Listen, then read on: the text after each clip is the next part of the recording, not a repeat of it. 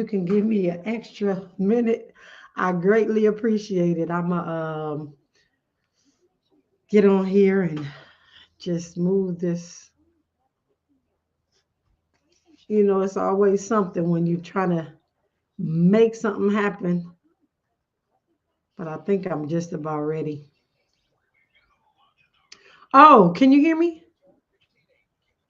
What okay. Oh, she's on the line. Good, because I'm just man, got a lot going on.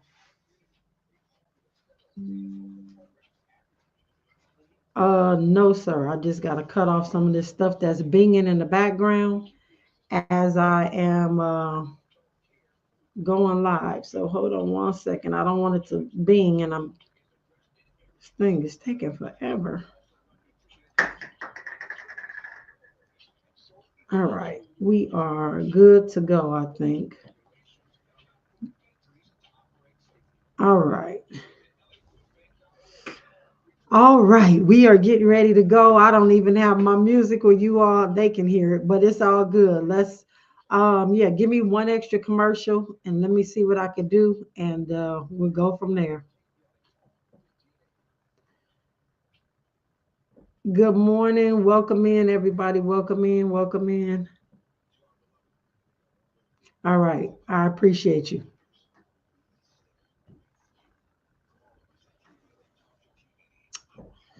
Welcome, welcome in everybody. I'm getting it together. You won't be able to hear my music today because I have just had a lot going on. This mic is not even working today, so I am switching up and making sure that we get what we need this morning. Welcome in, welcome in. All right.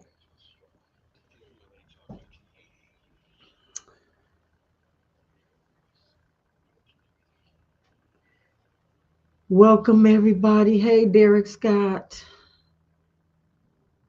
Good morning. They're putting on my music. You all may not be able to hear it because I don't know. Let me see what we can do.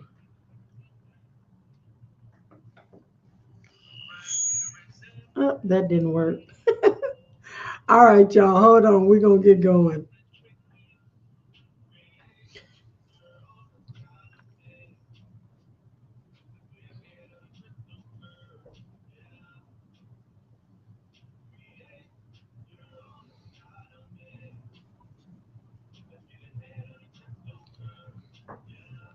All right. Welcome in. Welcome in. My music is almost cute. I mean, it's cute. It's going right now. But we're going to get started on KBLA in just a second.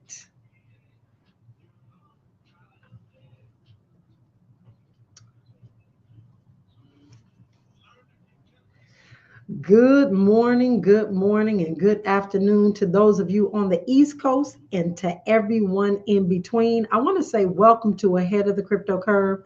I'm your host, Naja Roberts, and it is my mission in life to lead my people out of financial slavery on this virtual underground railroad. I don't just do this show to make you change the way you think about money, but to make you change the way you look at money and everything else around you because it absolutely matters. Ladies and gentlemen, I'm going to repeat that last phrase. I want you to take a look at everything else around you because it absolutely matters. Today is Sunday, January 12th, 2025. And I'm just going to say what a difference a week makes. You see, ladies and gentlemen, today's show is about cryptocurrency, right? Or it's supposed to be about cryptocurrency. But the overarching theory around cryptocurrency is generational wealth. And so, as we understand generational wealth and what we need to be doing to attain that or sustain that or just continue in the right direction, we've got to understand everything that is going on around us. And so, as many of you know, unless you've been living under a rock, that Los Angeles is on fire. It is still on fire as we sit here today. And I just felt the need today to talk about a specific community that is on fire. And I thoroughly feel and will stand behind my theory that we all thought that the Black Wall Street burning in Tulsa, Oklahoma was never ever going to resurface. But, ladies and gentlemen, I am here to say to you today that I feel as though the Black Wall Street of 2025 just hit the city of Altadena, California. Now, why am I so tied to Altadena, California? Well, let me tell you. When I started this show ahead of the crypto curve, working with the wonderful KBLA Talk 1580 and Tavis Smiley, I lived in Altadena, California. That was about 3 years ago. Well, ladies and gentlemen, I grew up in South Central Los Angeles, but my grandparents live and still live in Altadena, California. And again, I say, what a difference a day makes. So, we're going to talk about the wealth of Black folks in Los Angeles, but we're also going to talk about the wealth transfer that may or may not happen depending on what we do as a community. But for those of you that are kind of unaware, I'm going to break it down, and then I have a guest that is on the ground in Altadena. I have residents of Altadena that are here at my house, which is my grandfather who's 100 years old and my mother who's 76. They are displaced from the fires, but they're here with me in my home. So I can come from many different perspectives.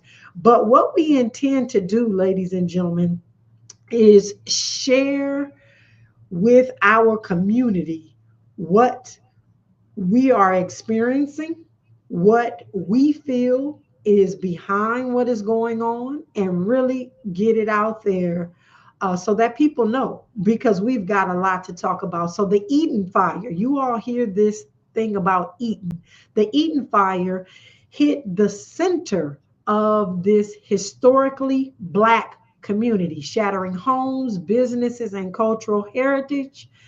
You got to really understand that this community is the epitome of Black wealth and generational transfer, because for generations, Black families have struggled to hold on to their ground in Altadena as this systematic racism threatened the place that they live, where we live, because I lived there for a long time as well as an adult, cultivating strong families and social ties. But the loss of these homes, ladies and gentlemen, is not just a private tragedy, but it is a loss to our community history. From the bombs in Tulsa, Oklahoma, to the earthquakes and the fires in California, this is the latest chapter of a long history of resilience and perseverance for the Black community of Altadena. But what I'm going to do right here is pause and say to you that the resilience and the perseverance of the Black community in Altadena is seasoned. And I'm going to say they're my mother's age. They're in their 70s and their 80s, and they're tired. They've been fighting their entire lives. And now to have to rebuild from the very, I'm going to say, safety pin in their drawer in their bathroom. They have nothing. They have lost everything. It's going to be a hard task, and it's going to take those of us that are the children and the grandchildren of those families who had houses in Altadena to rise up, to stand above, and to persevere for those that some that we don't know, but most of us, because it's such a close knit community, we know each other. So I can name tens of people, and I'm saying tens, but I can name over 40 people that I personally know that have lost their houses. But not just that. I'm going to start this show with just talking really quickly before we go into our sponsors, but just saying and dedicating today's show to 7,000 structures that have been destroyed. And when I say structures, y'all, I mean people's houses. Nothing is left standing except a chimney. And if they had a safe, is sitting on the ground. And I'm going to talk about that in a minute. But our friends and families that are homeless right now, and many of the lives that we've lost this week. And I'm just going to say, because there are many, but I'm just going to go through a few, just a couple of key folks that I personally know. We have Anthony and Justin Mitchell that died at the house. Miss Earlene, her last name is Kelly. Victor Shaw, Rodney Nickerson. And the reason why I know him is there's a tie between my grandfather and him in the aerospace division. He moved up into Altadena in 68, right behind my grandfather in 62. And all of his children and grandchildren lived there. And there was a lady there that didn't exactly die in the fire. Her name is Nadine Washington. She is the wife of Al Washington, which is that they were advocates for the community for women. And and I'm talking about Al Washington, he called 911 to get his medically compromised wife out of the house. And they told him that they couldn't come to him, but he could come to them. And this 68-year-old man had to get his wife down 3 flights of stairs, and she was not ambulatory, and her wheelchair, get her in the car, get her to the paramedics somewhere down the street, and she passed away in the ambulance after both of them inhaling all of these toxins and things like that. Ladies and gentlemen, there are so many of these stories that are yet to come, but it has hit home and it has affected everybody around us. So when we come forward after this message, we will continue the conversation. This is KBLA Talk 1580. And yes, you're listening to Ahead of the Crypto Curve. All right, y'all. I apologize. I got started just a little bit, but I got somebody on the line. So we're gonna move into this. This is, and you'll hear it in a second. We'll talk about it.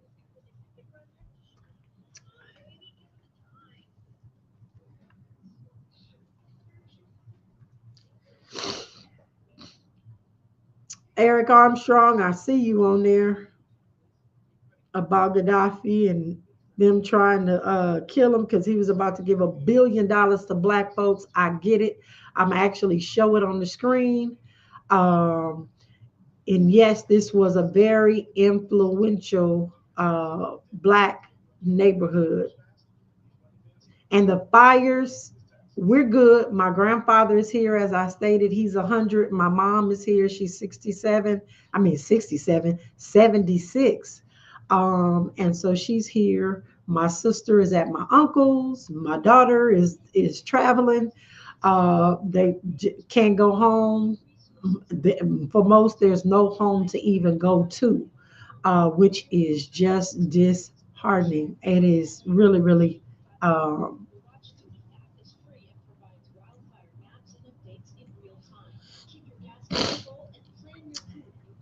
it's really sickening. Um, and there was no help. So as I paint this picture, you'll hear this again. The fire trucks came to the fire hydrants, and there was no water to put out their houses. Um, this is just, they were just standing there watching it, just burning. And so this is just, it's something. But we're gonna talk about the history, and then I'm gonna bring my special guest on. Okay, thank you. I appreciate you. So we're gonna talk about the history of this so that you can understand what is so important about this black community in Los Angeles.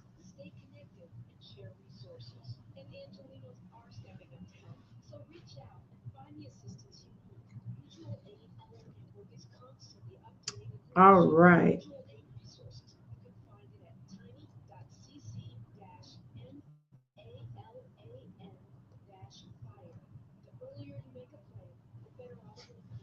All right, all right. We are going to get started here, and he told me just about 30 seconds. So bear with me as I do the radio and this. So I appreciate you.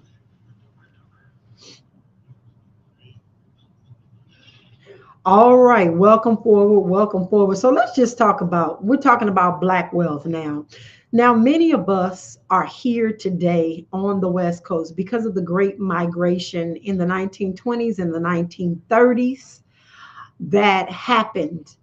Um, that happened because a lot of our grandfathers were in the military. They came back from the military. They were supposed to have all these benefits and all of these perks, and they still found themselves in the South in the systematic racism. So they moved out west. So that's what the Great Migration was. Specifically, myself, all of my grandparents are from Shreveport, Louisiana. No, none of them knowing each other before they got to Los Angeles when my parents came together and created me. But they came from Shreveport, Louisiana. And most of them moved to Los Angeles. And so my grandparents were doing what every family needs to do, and they got these great jobs, living the American dream. My mother, my grandmother actually was uh, she was a Pacific Bell operator. For those of y'all don't know, it's now AT&T. And T. And my grandfather worked for Rockwell International, which is in the aerospace division. So they had great jobs, right? But they couldn't buy houses all around Los Angeles because there was actually a stipulation on deeds, which is still there today, that states that Black people, colored people cannot purchase properties in certain areas. So, with that, there was an unincorporated area of a place called Altadena. It was outside of Pasadena. For those of you who know anything about Beverly Hills, this is before Beverly Hills got big. All of the money, ladies and gentlemen, and the people that had money lived in a city called Pasadena. Alta means above. So Altadena is where Black folks could go and buy that had a little bit of money. I'm going to say middle class, that they could move. And Altadena had developed a reputation for a haven for Black professionals, educators, creatives. Just notably, just so you all know, who came from Altadena is Octavia Butler, Sidney Poitier, Charles White, jazz musician, Eli Adams. There was a gentleman whose house I actually lived in for years. His name was Charlie Powell. He was the fighter that fought Muhammad Ali, and he played for the Raiders and the Chargers. And he was the next door neighbor to my grandfather and my grandmother. And coincidentally, my grandparents were the first Black family on Aurelia Road in what is called the Meadows, which is a small nestled community in the hills of Altadena. And also, who also lived in Altadena was Willa Brown, who was the first commercial pilot, Black woman commercial pilot in the United States. And she received many accommodations for what she did. And this was, and it still is going to be, a thriving community. As of this week, it was a thriving Black community. And so I have a guest on the line. And I don't want her to have to hold too long because I want her to share some things that she wants to share. Growing up, being born and raised, she's one of my aunt's friends. She's our family's friend. She went to school with my mom's younger sister, my aunt, and she is a community activist. She has her own radio show. She does so many things to bring prom pride to Black and brown children across Los Angeles. And I'm just going to bring her in, and then I'm going to backtrack, and we're going to talk about this community called Altadena, which I believe is the modern day Black Wall Street that has not been bombed, but allowed to burn in this country. And so I am going to bring Yolanda Williams on, and we're going to hear from her this morning. This show has, I'm going to say, it definitely always has structure because we're talking about Black wealth, but we're going to make sure that you all understand the magnitude of what is happening here. And this first ever, this is before View Park. This is before View Park, families, because View Park still states on their deeds that Black people came to, in 2025, the deeds still read that Black people are not supposed to be living in View Park. But that's another story. This is before people um, really understood how to move in the Los Angeles area. So without further ado, let me bring on Yolanda Williams so we can have this conversation. Welcome to the call, Yolanda.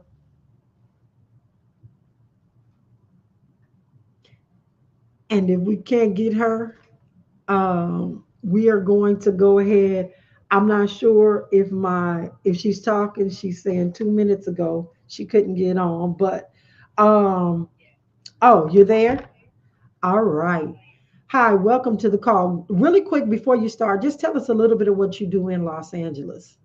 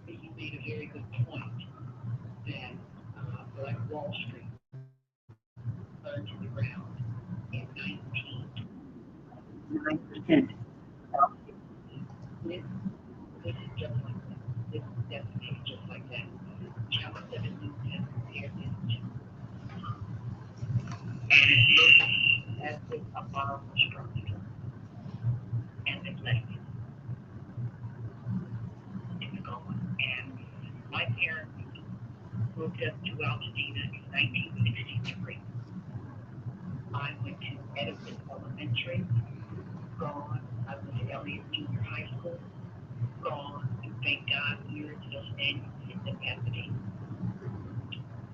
All of Altadena. And, and there's no way to even comprehend what has happened. It's unimaginable.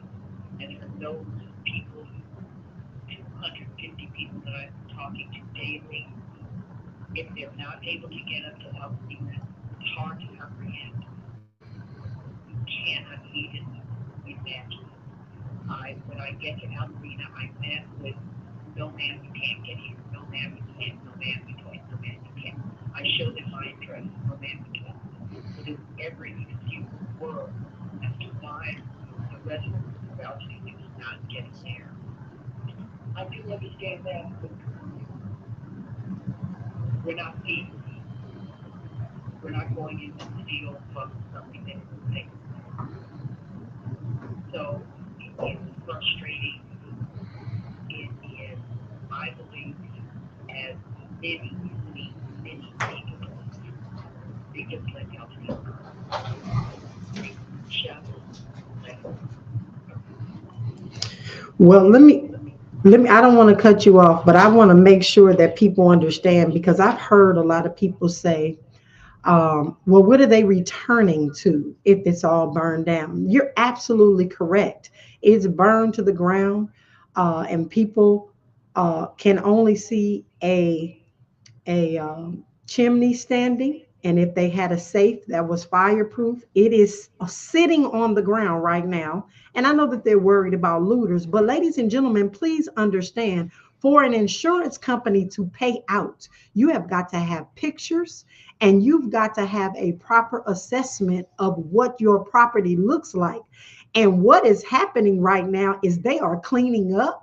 They are cutting down and removing trees and debris. So when we get back to those homes, we're not even going to be able to properly assess the real damages because they're already tampering with the evidence. Now, I understand they're looking for embers and things of that sort. But, ladies and gentlemen, I just think that the integrity of what we're going to need to file proper claims in America is somewhat going to be distorted. And so that's what I'm worried about. Now, again, I just want to say a shout out to all of those who have lost their homes. But if you think about the devastation, and I know some of you that are listening are from Los Angeles, California. So I'm just going to tell you the area and the magnitude. Because this isn't the actual area of that burn, but those of you that are in Los Angeles, if you can imagine from Figueroa to Los Cienega, from, I'm going to say, from Slauson to Rosecrans, totally decimated. That's over 7,000 houses that are burned totally to the ground. And none of them can get in to even see what's left before somebody else is able to get to it. So they haven't even planned properly on how the residents in these areas are going to get back in. It's just total devastation. And so I just wanted to point that out because a lot of people are, if a lot of people are asking, like, what's the area? And I can't explain it, but if I was to look at LA, that's what it would look like sitting down in Altadena. So if you could go ahead, Yolanda. Well, one of the other points that I wanted to make is that Pasadena could burn up. It could and it would. Altadena can and it did.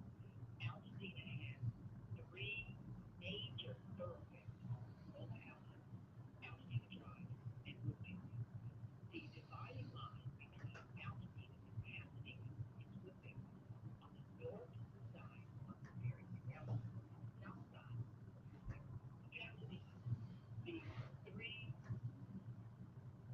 north-south thoroughfares, Lake, Darrow, Finley. Then you have Rainbow, Jockey over to Los Robles begins at Woodbury, that begins Pasadena. Windsor on the west side and west of Windsor, structurally JPL. And there's no way on this planet are they going to allow anything to happen to JPL. And JPL, for those of you that don't know, is Jet Propulsion Laboratory. That is NASA. And my grandfather's house sits directly behind NASA. And when I did events in my backyard, you could look out of my backyard, who was next door to my grandfather, and you could see Jet Propulsion Laboratory. When we come forward after news, sports, and traffic, we'll continue this conversation. This is KBLA Talk 1580. And I apologize to you all. I planned on trying to figure out a way where you can hear the interview, the person that I'm interviewing. We're going to talk more about it. But thank you, Eric, for reminding me because I'm trying to move a bunch of different things here. Yeah, this is a devastation. This is black wealth that will never ever be passed on. And what it was black folks was real comfortable because they got these houses back in, as we stated. At, I think my grandfather. I got to look again. I got so many numbers going through my head. But my grandfather moved up to the Meadows. He was the first black family up there in 1962. So his house was about $30,000. Right now, it's worth $1.8 million unrenovated. That's what is happening. So again, his house is still standing, and I'm thankful for that. But he can't return home because there's no. Uh, that's interesting. My radio feed just got cut.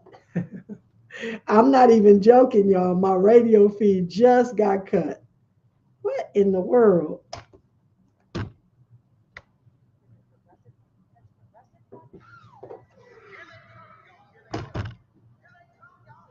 Hold on 1 second. My radio feed. This is interesting. Y'all, this used to happen to me when I was talking about the banks.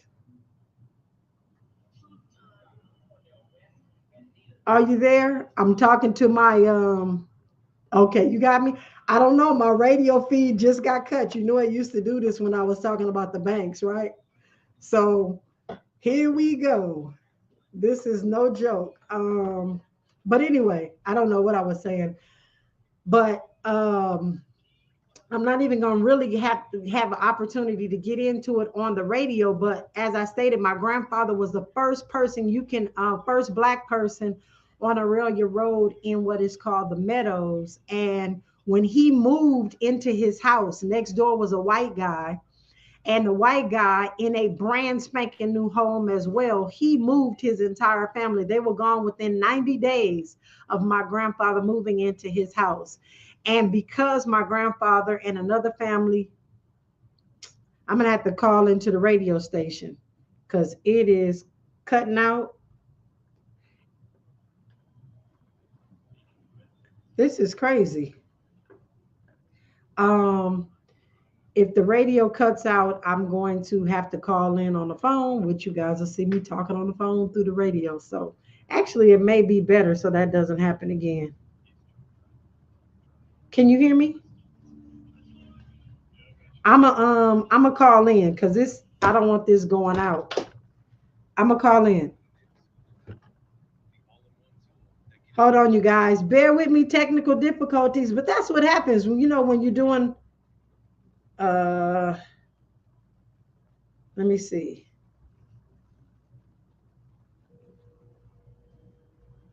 I'm gonna call into the radio station. Then you can hear her actually. All right, I'm just gonna talk through the phone today. All right, cool. All right. Okay. So after this, after this commercial, we're going back on. All right. Can you just bring me out at 44, and can I skip the 55 break? Yes. All right. I appreciate that. Okay. All right. Lot I outside of Rose Bowl Stadium. Hopefully you all can hear. I'm gonna do my best. Pick up everything from clothing to food to hygiene supplies for free. To volunteer or See, donate to I help didn't victims of the intend fire, on doing it contact the this way, LA as you Emergency know, Network at but my feed just kept getting enla.org. cut. The Cochrane Firm and Ivy McNeil, Wyatt Purcell and Let me Biggs, see if I can Jasmine hook it Canning to and a others speaker. have launched a GoFundMe specifically targeting Altadena. Visit LA Fires. The impacted Black community urgently needs help on GoFundMe, and donate to help Black evacuees fighting for survival. Airbnb is offering free temporary housing to people displaced by the fires. Call 211 to sign up. Y'all know it is what it is. I'm not even gonna stress. Claims and other paperwork. Reach them at 213-580-7500. Okay, thank you. I'm glad, Cafe has Alondra. free Thank you groceries, for clothing, and sharing. water available at 1700 Browning Boulevard in LA. Track their giveaways or volunteer through their Instagram at South LA Cafe. U-Haul is donating short-term storage free of charge for 30 So days. what we need while we're waiting on the commercial to come off, we need to really organize this. We don't want Black folks to sell their property for pennies on the dollar to people that are just going to really try to, I think they're going to try to starve us out of this system. Even though they're offering all of this assistance, I just really feel like they're going to starve our people out. And so, and make them sell for pennies on the dollar. As I was stating, my grandfather's house is nothing super extraordinarily fabulous. 3 bedrooms, 2 baths, 1.8 million. Still need to be renovated. So there's a lot to lose with this. All right, welcome forward, welcome forward. So we're gonna Yolanda, I'm gonna go ahead and have you come on back in and let's just have a conversation about what we're seeing in the community. And I wanted to we're just gonna I just need to shed some light on some stuff before we get into this. And some of this you may know, Yolanda, and some of this you may not know. Um, a local group in Altadena specifically has organized against this potential sports complex that they're trying to build on Cheney Trail. And they collected at the end of 2024, they collected over 5,000 signatures because the residents of Altadena did not want this sports complex coming into Altadena, because there were a lot of different implications and the reasons why they didn't want that sports complex there. But it's mighty suspicious to me that a sports complex is being fought against across Altadena, and all of a sudden we get an Amber Alert on Tuesday morning, which I got an Amber Alert too, and it stated that there were going to be these master winds that came through, hurricane force winds, and all of a sudden there was this fire. And as fires have happened in the area over the last, I don't know, I'm 54 years old and my grandparents moved there before I was born, so we're used to hearing that there's a fire and a possible evacuation. However, this time was a lot different, because as and what I do know, and this is not speculation, there are neighbors who were turning on water hoses, ladies and gentlemen, and there was no water. There was also no water when the fire department pulled up to all of the fire hydrants to put out the fires, and the houses just burned and they watched them burn. As Yolanda stated, this would not have happened in Pasadena. And there are just so many things that are wrong. But this Cheney Trail development that they were fighting against was and is significant. But not only that, I'm going to say this part of what I am going to say is speculation, but I know it to be true because of what I'm dealing with in the area I live in right now. There were Chinese national buses that were driving through Altadena several months ago, looking at the potential and the possibility of having properties that they could purchase. Now, why is that? There are reputable individuals. A very good friend of mine, she noted that there were drones flying overhead the last 3 or 4 weeks over Altadena, and they were hearing sonic booms in the middle of the night. And when they called local police departments, they were told that the Rose Bowl was testing some sort of fireworks for the Rose Parade this year. And this it could be conspiracy theory, but I am telling you, it is factual that they wanted to build a sports complex in Cheney Trails. So, Yolanda, if you can chime back in on some of the things that you know about the community as well. Well, I guess you didn't hear me shout, because to build anything inside, not in, near, on, but inside Cheney Trail, not only is it impossible, you cannot even imagine that. My home that I grew up in, 226 West Loma Alta, is 2 doors from Cheney Trail.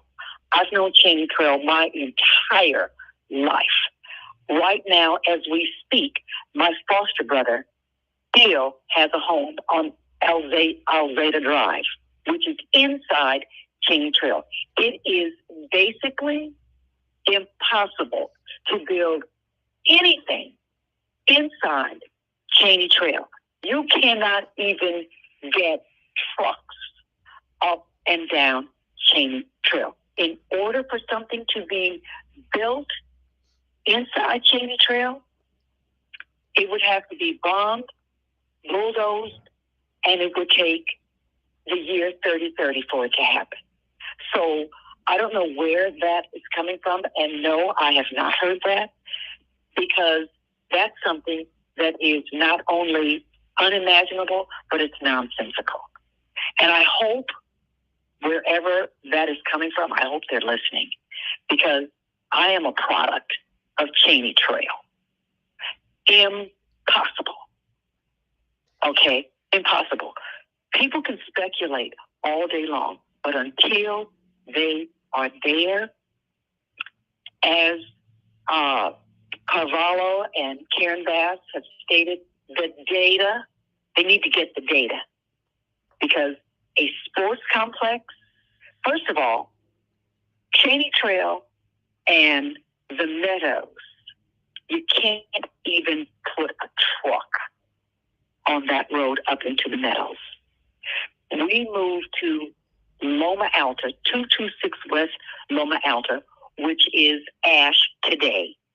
We moved there in 1963. Agnes and Isaac Turner moved up to the Meadows in 1964 or 5. We know Altadena. We know Altadena up, down, in, out, off, on. We know Altadena. The Lavinias got there, and the Lavinias are gone. Thank you, this fire. When the Lavinias got there, we thought, oh my God, because it used to be a sanatorium up there. And then they tore that down, and they put all these homes down. The homes are gone. But to build there in Cheney Trail, and I believe as you do, there's something terribly, terribly wrong with what is going on. It wasn't accidental that Altadena has been reduced to nothing more than ash. It's not that simple. It is not that simple. How do you let an entire town? Altadena is an unincorporated town. It's governed by the County of Los Angeles, which are the supervisors. And in this case, in Supervisorial District 5, it's Karen Barker. How do you let this entire town burn down at the blink of an eye? They compare it to Lujan. They compare it to a bomb being dropped, such as Gaza, Beirut. It's unimaginable. Unimaginable. I believe that Altadena has been the same since 1963. Since 1963. Palisades is a $100 billion community. Altadena, on the other hand, may be a $50, $75 million community. So why? Why was Altadena allowed to burn? And have you been there, Naja? Have you been able to get there? Well, when we got there this week, there were military tanks on every artery leading up to the house. Even me showing my ID with an address to get up there, we couldn't get up there. But I want to say this too, because people don't know what Lavinia is. Lavinia was more of the upscale houses. In fact, Shaq's mother, ladies and gentlemen, Shaquille O'Neal, his mother has a house in Lavinia, which I can see Shaq's mother's house from my grandfather's front yard across. But those houses on that hill burned as well. And the suspicious part on that side is on Lavinia. And this is factual. This is not just because I heard. I can see that there is a house standing, a house down, a house standing, a house down, a house standing. It's like somebody decided they were going to burn every other house up there on that hill in Lavinia. Like, it is the weirdest thing ever. So we know the fires are just not that strategically placed where they're burning every other house, but it happened in Lavinia.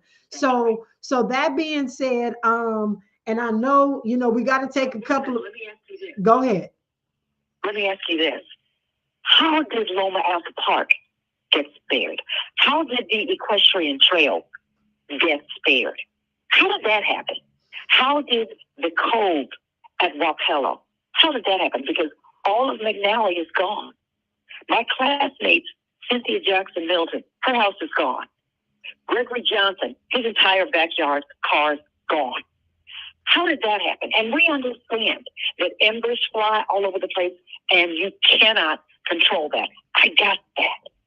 But it just seems there's something very, very not right with all of Loma Alta on both sides gone, but Loma Alta Park is still there. Yeah, the park is still there, y'all. I don't know whether they turn on the water and that's what dried up all the. I don't know. It's county.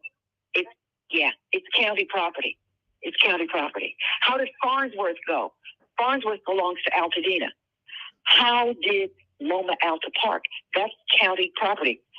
Farnsworth is also by some ways governed by the county parks and recreation. But the auditorium at Farnsworth Park, gone.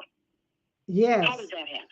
Yeah, we're seeing a whole lot of things.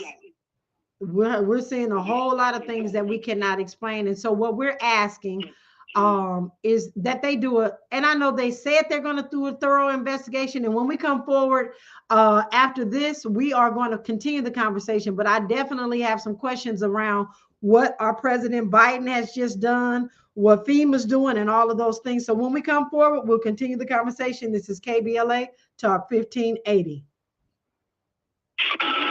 Sorry, you all. So, keep it locked to the midday money chain on KBLA Talk 1580.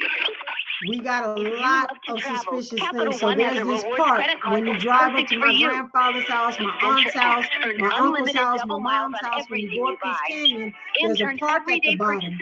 That park is still standing, but everything else around it down there is burned to the ground.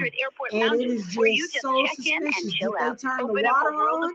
Did they have the sprinklers going on the roof? Like, what happened to allow it not to burn, but everything else around it did burn? That being said as well, like, where did they get the water from? Because a lot of the neighbors up where we are, there was no water in the water hoses.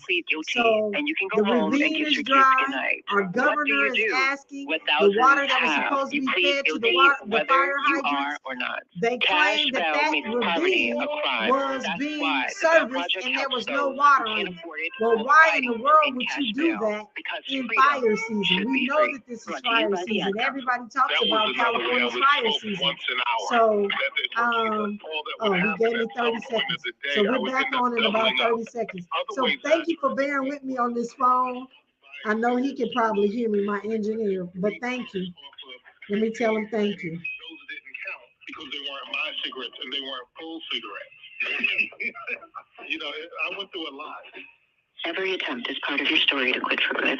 Visit Kick It California today. All right, y'all. This is the show today. Let's get back to Ahead of the Crypto Curve with Naja Roberts on KBLA Talk 1580. All right, welcome forward. So I know that Yolanda got a chance to say a couple of things, but one of the things Yolanda didn't say is Kiki Williams has lost 2 properties, and that is one of her daughters. Edna Allen, who watched our children. She watched almost every Black child in Altadena. Edna Allen, she had a daycare. She has lost everything. She was at a friend's house who had just passed away, helping them to pack up their stuff in a whole nother city when she heard of the evacuation. And she said, oh, no, it's no big deal. This has happened before. I'll just go home and get my stuff later. Well, little did she know, overnight, her entire house, daycare, business, livelihood, everything. And there's 4 generations of children in her house. So it's her granddaughter, her great-granddaughter, and her great-granddaughter just had a baby. I believe it was on December the 27th, hadn't even come home from the hospital yet. And all of their stuff is gone. Baby shower gifts. I mean, people don't even really understand the magnitude. And even though I couldn't wrap my mind around it, when I talked to Miss Allen, she had to start thinking, because her mother is alive and her mother is just about as old as my grandfather. She's in her 90s.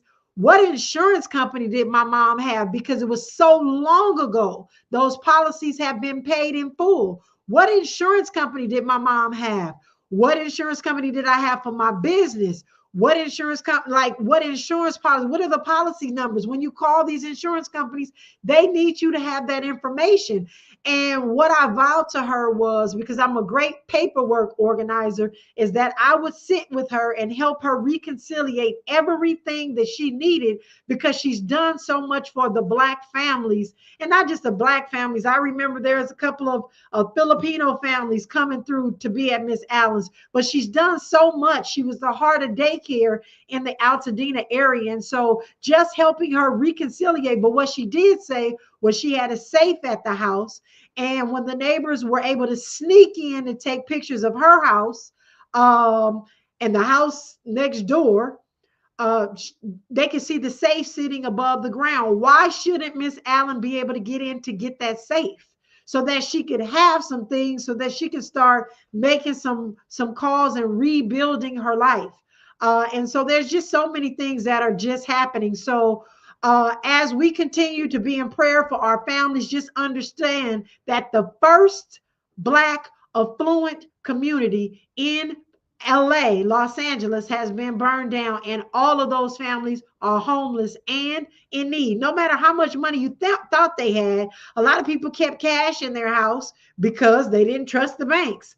And this goes back to what we're talking about as we continue to talk about building a Black Wall Street that cannot be burned. And I know that that's possible, that's impossible. But I was talking about as far as Bitcoin or cryptocurrency is concerned. So, what if somebody's seed words were in their house? Well, hopefully they have them in a couple of different places as we've instructed, because what they can do is get access to those digital assets. But as far as paper assets and things like that, that were not in the safe or not in the safe deposit box, and even if it was in a safe deposit box, Chase Bank on Lake is burned to the ground. So I don't know how well their safety deposit boxes fared, but I know a lot of Black folks kept documents inside of Chase Bank. I believe Bank of America next door is standing, but if you were at Chase Bank is gone. And so, Yolanda, I'm going to turn the floor over to you to share any other information. I know that our president has just said that they're going to fully rebuild Altadena dollar for dollar, but I hope they don't make it impossible for our community to navigate. And that's where people like myself and those of you that are listening come in. Let's pull together. Let's help our community navigate through this without me calling my accountant in Houston, Texas. He called me and said, I'm on right now. They got EIDL money for business owners, renters, and homeowners. Let's get this money. And I'm not charging because I need to help this community gain access to the things that they need. But when he started talking to me about the documentation that I needed, I was thinking that if those individuals that I'm trying to help had their documents in their house, they don't have that. They don't have the bank statements. The bank is gone. But what they're going to have to do is ask the bank to send them their bank statements, which is going to take a couple of weeks. And there's just a lot of thinking that needs to be done strategically. So Yolanda, go ahead because we're nearing the top of the hour, and I really want to make sure that you got out the things that you need to say as well. Okay, well, one of the things that I also want to say is you're absolutely right. B of A is gone, Chase is gone, everything up and down Lake is gone. Everything across Altadena Drive is gone. There were only two banks in Altadena, Chase and B of A, and they were on the same property. Gone.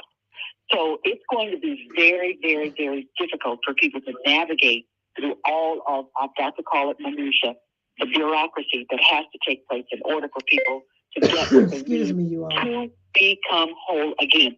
This is an impossible task. And I'm using the word impossible because right now we cannot wrap our heads around what has happened.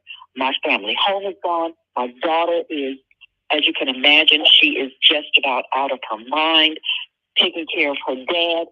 We're doing our best to keep them together as I navigate to get other people help also. I sent you a list of probably 20 people who have been impacted, who have lost homes and cars. Mario Powell on Murata lost his house. He didn't leave when I told him to. He left at 5:45 in the morning. He left, got a call from Mercedes across the street. Mercedes said, Mario, your house is gone. Mercedes lost 6 cars and his home.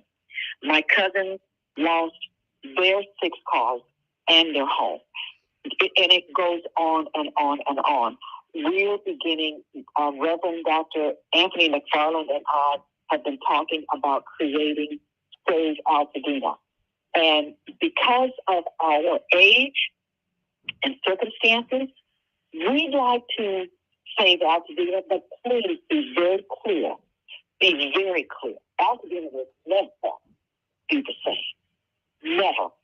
That, my friend, anybody that's listening, that is an impossibility because Altadena has age, it has history, it has people who have been there, Black folks who have even been there since the 50s, since the early 50s.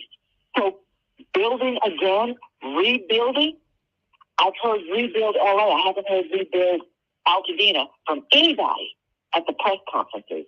They definitely said rebuild LA, and that was back in 1984 with Peter Uberoff and Tom Bradley. Rebuild Altadena, only Reverend Dr. Anthony McFarland and I talk about rebuilding Altadena. And we rebuild Altadena for our children and their children. Because for us, that ain't luck. But I am very, very, very good about what has happened. I'm extremely disturbed. And nobody did anything to mitigate this. No one put anything out there to ensure that even a piece of Altadena could be saved. The Waters lost all of their homes. Julia, Maxine, Orrin, and Luther, the Waters. I don't know if Patrice Gresham lost hers. But everyone, there are people who still have housing, but homes as we have known them for our entire lives, gone. Absolutely. Lives are forever changed. Lives are forever changed. No matter what happens tomorrow. And please understand, we are without question. We are beyond a shadow of a doubt, praying people. My praise always is pray without ceasing. Be still and know that I am God. And we are all those things. The strong fact is that we have got to continue to pray, and we have got to move forward. Because this is not only devastating, it's unimaginable. So, your listening audience, those people who are listening, you can't even close your eyes and conceive of what has happened. You can't do that. And that you're, yes.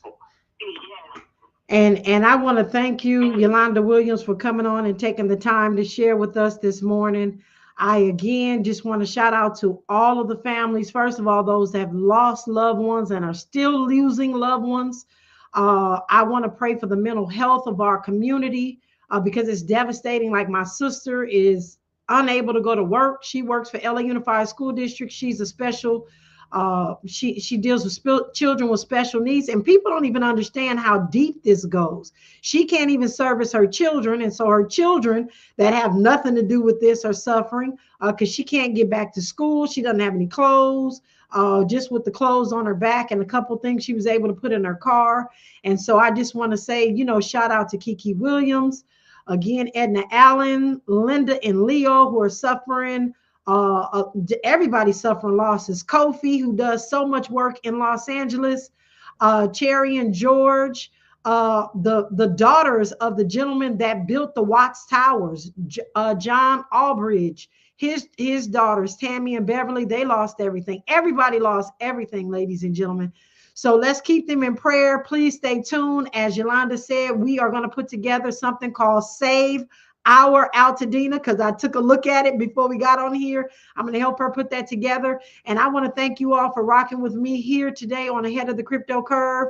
We are going to continue to build. We're going to be resilient. And I just want to say thank you. God bless each and every one of you. Thank you for listening in. And we will give you a way via social media to really help our community, because we're going to rebuild. We're going to be resilient, and it won't be the same. But doggone it, we're going to make sure that we rebuild and that the generational wealth that was there gets passed down, rightfully so. Peace and blessings, family.